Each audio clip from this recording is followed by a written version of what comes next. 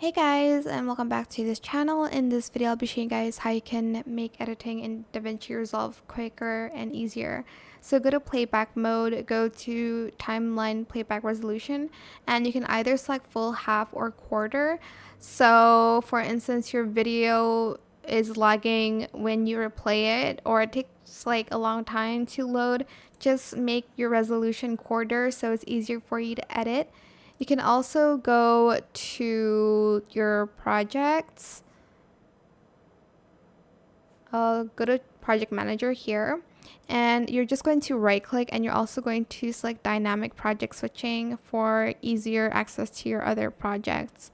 And those are just basically the few tips I have to make editing quicker. I know there's a lot more, but the video will be like 100 minutes long, and I want tutorials to be quick and simple.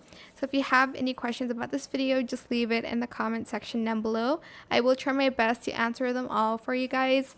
And if you found this video helpful, please click the thanks button as well. That is it for this video. Thank you so much for watching. Leave in the comment section down below as well what other tips that I missed for an easier and quicker editing on Davinci Resolve. Thank you so much for watching. Bye!